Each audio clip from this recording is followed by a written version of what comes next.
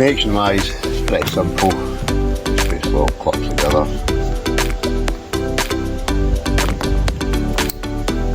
And then basically it should start charging.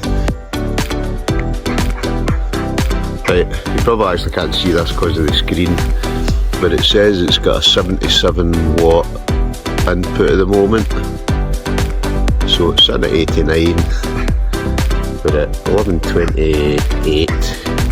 So let's see how long it takes to get to 100%, and then from that you should be able to work out roughly how long it takes to fully charge it. But that's the actual unit there. So I'll bring you back once it's fully charged. We're at 11:42, and it's already at 94%, and it's got still sitting about 79 watt input.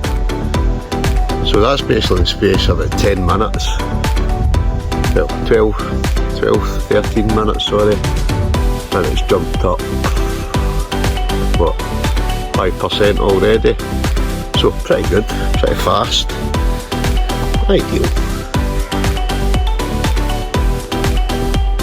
There we go, fully charged, and that's 11:57.